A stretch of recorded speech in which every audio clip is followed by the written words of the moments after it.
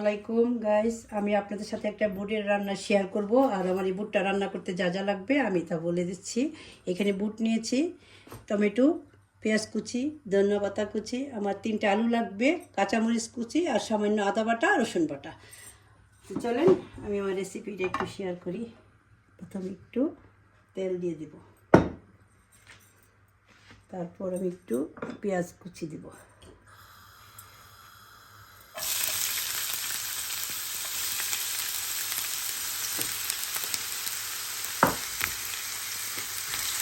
রান্নাটা আমার আম্মা খুবই পছন্দ করতো, আমার আম্মা রেসিপি।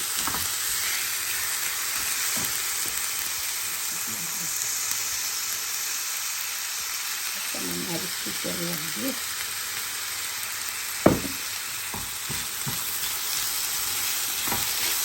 তেল লাগবে। এটা আমার মা পছন্দ করতো, কিন্তু আমার আম্মা আমাদের এই রমজান মাসে গত রমজানে আমার আম্মা ছিল, কিন্তু এই রমজানে আমার আম্মা চলে গেছে আমাদেরকে ছেড়ে। আমার মাকে আমরা অনেক মিস করি।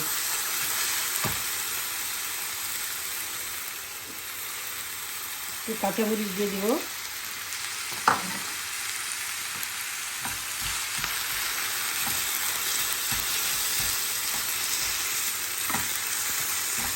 একটু ব্রাউন কালার হবে পেঁয়াজটা। আমাদের প্রবাসী জীবন, সবাই রান্না করে বুট। এখন আমি একটু পেঁয়াজ টমেটো ব্যাপারটা দিয়ে দিব, পুরোটা দিব না, যতটুকু লাগবে ততটুকু দিচ্ছি।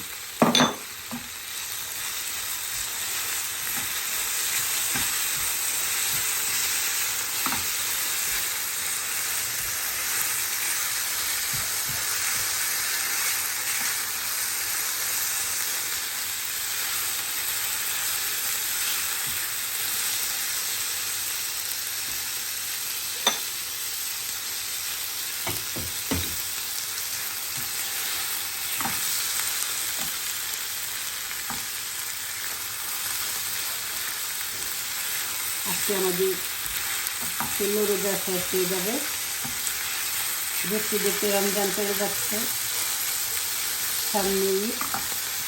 আপনাদের সাথে ইনশাল্লাহ ঈদের রেসিপি শেয়ার করবো। এখানে একটু আদা বাটা দিয়ে দেবো, রসুন বাটা। আদা বাটা আমি একটু বেশি দিই, তাই ভালো লাগে।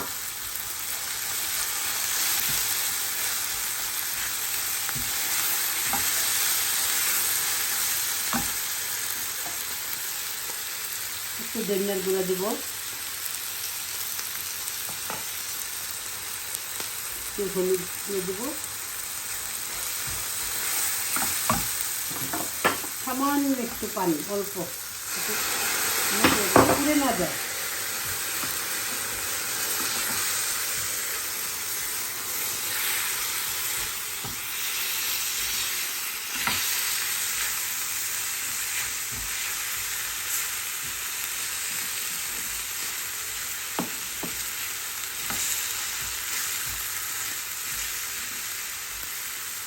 আমি বুটগুলি দিয়ে দেবো।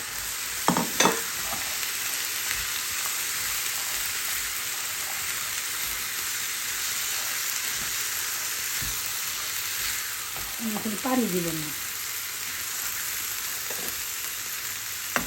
এখানে আমি আলুগুলো একটু দিয়ে দেবো ধীরে। অনেকে কেটে দেয়, আমি এবার দিয়ে দিই।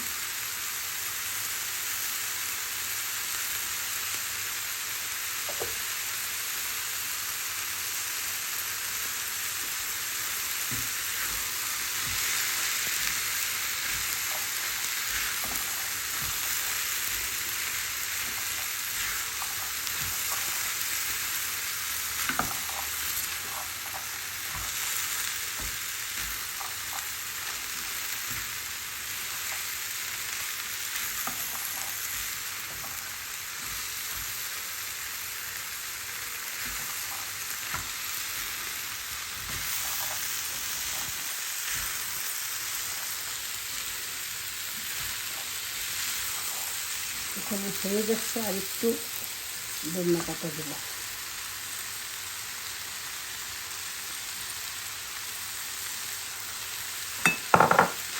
এই তো হয়ে গেল আমার বুটের রেসিপি। আমি এখানে পানি দিইনি, খুব সামান্য পরিমাণ পানি দিয়েছি যাতে মশলাটা পুড়ে না যায়। কেমন হয়েছে ভালো লাগলে লাইক শেয়ার কমেন্টস করবেন।